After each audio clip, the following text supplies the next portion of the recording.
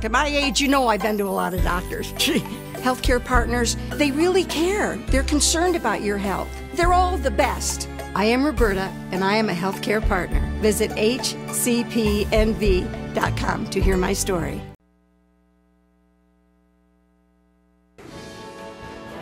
News 46 is brought to you by Comfort Hospice Care, where we give our patients and their loved ones peace of mind, knowing we provide the highest quality of care 24 hours a day, 7 days a week. For more information, call 751-0349. News is also brought to you by Bees Embroidery and Garment Printing, specializing in custom and personalized decoration of gifts, garments, and more. Call 775-727-9444.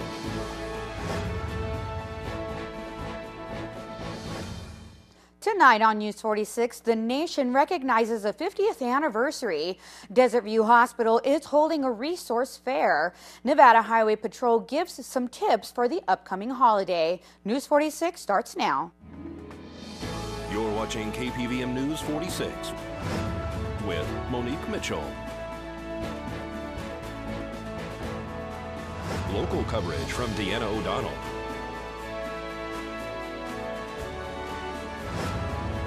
News 46, local coverage you can count on.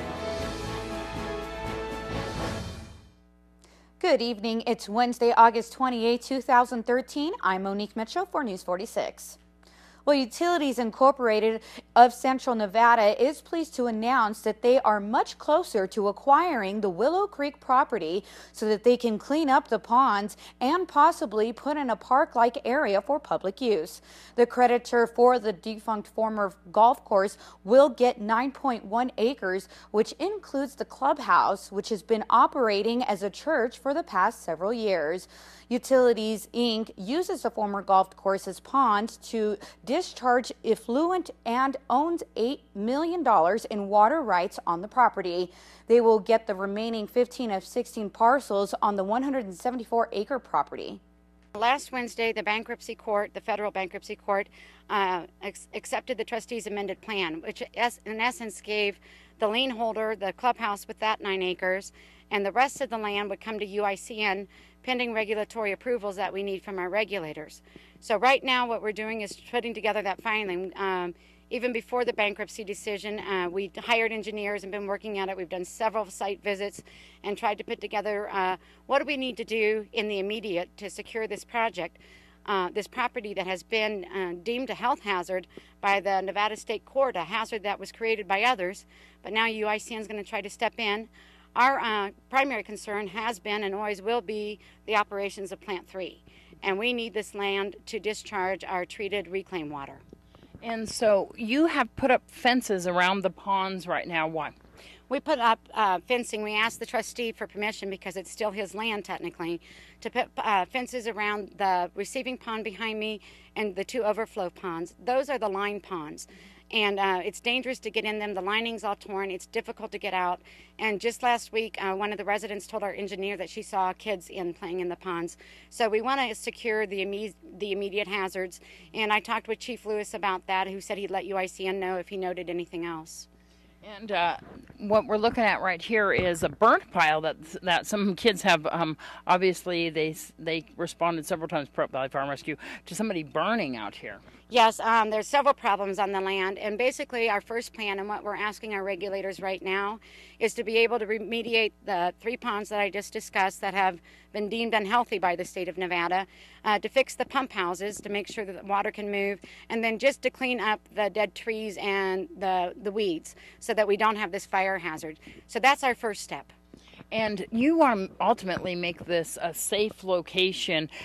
I know you need approval to do that, and UICN is really hoping that they can get this approval and get this moving so that you can make this a safe and also aesthetically pleasing. You're looking into some other plans that are just kind of at the very beginning level right now of what you guys would like to ultimately see here. Right, it's UICN's plan that the second phase, where we actually do something to develop the land into open space, green space, parkland would actually probably be proposed to the Public Utilities Commission in March. And we really want to do this with the community and what the community sees as viable and pleasing for them in the middle of our community. I have a meeting. I've been invited. I was approached. I'm so excited. I'm so excited to work with the community on this.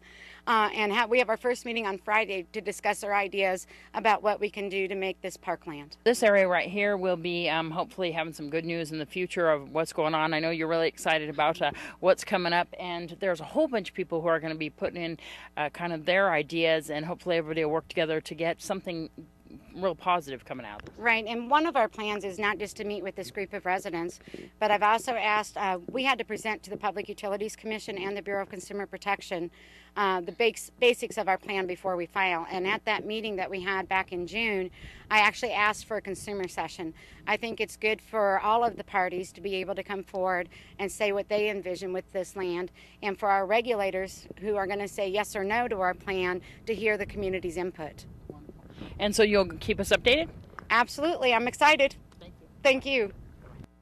Well, President Barack Obama paid tribute to the Reverend Martin Luther King Jr. today before throngs of people who descended on the National Mall in Washington, D.C. to commemorate the 50th anniversary of his I Have a Dream speech, declaring that his words belong to the ages. King's address, delivered to 250,000 supporters, punctuated the 1963 March on Washington for Jobs and Freedom. Obama pointed to laws, social change, and himself as an example of how far the nation has come since King's speech. Well, one person was transported this afternoon from a two-vehicle accident on Highway 160 in front of Smith's. A two-vehicle accident occurred just after noon today on Highway 160 in front of Smith's. Pahrump Valley Fire and Rescue and Nye County Sheriff's deputies responded to the scene, in which both vehicles were in the roadway. One person was transported here to local facilities. The vehicles sustained only minor damage. Nevada Highway Patrol is investigating the cause of this accident. This is Deanna O'Donnell for News 46. Well, a rear-end collision last night on Homestead and Highway 160 resulted in one person being medically transported to Desert View Hospital.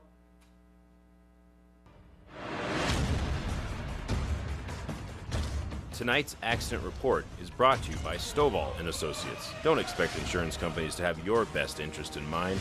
Stovall & Associates cares. Let us help you if you have been involved in an accident.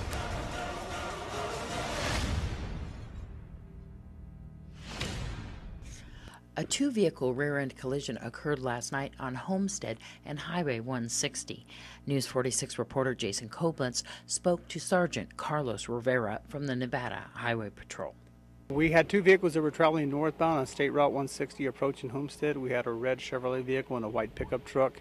And for whatever reason, the red vehicle slowed for traffic in front, and the white pickup truck failed to reduce its speed. And, we had a rear-ender accident out here. All right, I understand there was one transported? Yes, sir, there was. A driver from the red vehicle was transported here locally to the hospital. And do you know the extent of the injuries? At this point, we don't know. Everything is, pretty much very early right now in the investigation right now. Would you like to add regarding safety or what to look for when you're out on the roads?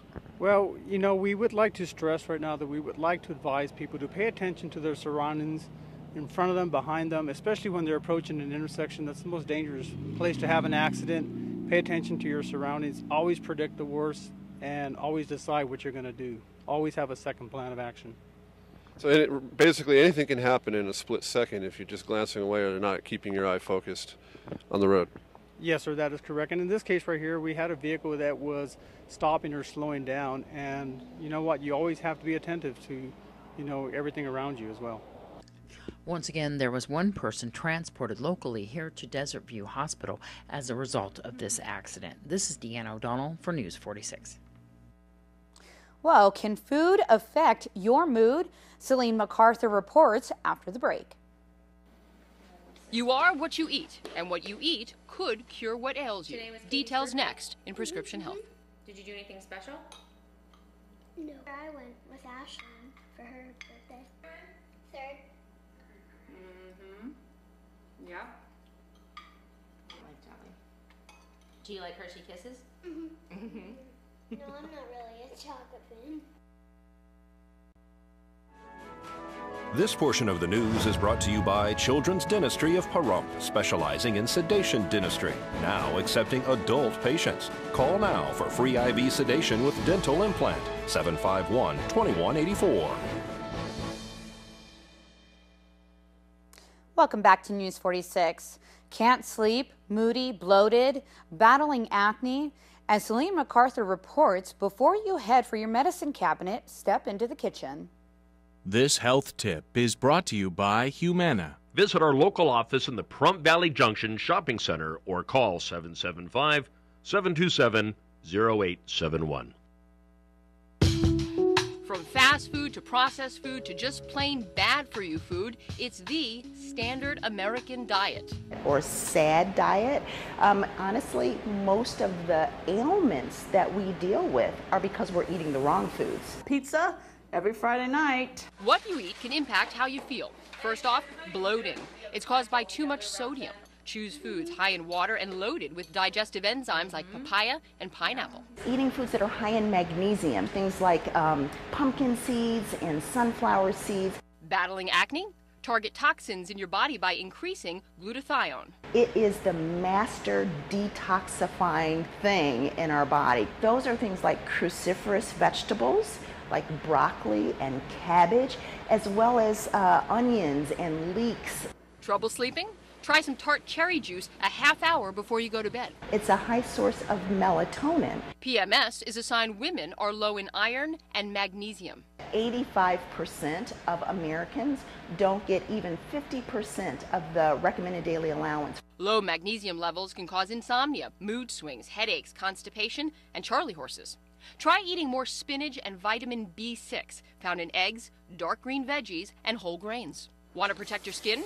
Add more beta-carotene to your diet. Carrots and endive are packed full of it. With foods to keep you looking and feeling good, I'm Celine MacArthur. Well, if you feel like you're an emotional roller coaster, it's probably a glucose imbalance. Start your day with a good breakfast. Greek yogurt has twice as much protein as regular yogurt, and the mineral selenium helps regulate your thyroid. A couple of Brazilian nuts will give you 100% of what you need each day. Tuna, eggs, and turkey are also packed full of protein. Well, authorities in northern Nevada are trying to determine whether human remains were pumped out of a septic tank north of Virginia City. The Story County Sheriff says his office hasn't confirmed whether the discovery is human remains, but has reason to believe they may be. They say it is unlikely people would throw animals down a septic tank, and says other items were found with the suspicious material. The current residents at the house have lived there for decades, but aren't suspected of any wrongdoing. Well, if you're a caretaker, you might want to mark your calendars for the upcoming Resource Carnival being held at Desert View Hospital. It's a caregiver resource fair. This is the first one that we are putting on. We are partnering with Creekside Hospice for this. Basically what it is it's just kind of a mini health fair of sorts in the lobby of the hospital, where people can come who are caregivers, whether it be for children, adults, even if they need some supportive services for themselves, and learn about all the services that the community has to offer. And so this is going to be held on your campus there at Desert View Hospital? Yes, it'll be Wednesday, this upcoming Wednesday, September 4th, from 2 p.m. to 6 p.m. We chose those hours to hopefully be able to catch some people who, you know, maybe can't come during the day because they're caring for somebody, or maybe it's easier for them to come more in the evening. So again, 2 to 6 in the hospital's main lobby. So all different types of people you're expecting, including just the general public? Exactly, yep. As far as exhibitors go, we will have everybody from the American Cancer Society will be there, as well as Creekside Hospice, Nathan Adelson Hospice, the hospital, of course. The hospital is introducing a Better Breathers Club that we do through the American Lung Association. They will be there as well. Disabled American Veterans will be there. Nevada Children's Center will be there, so we'll have some resources for kids as well, and several others. So we've got about 12 vendors.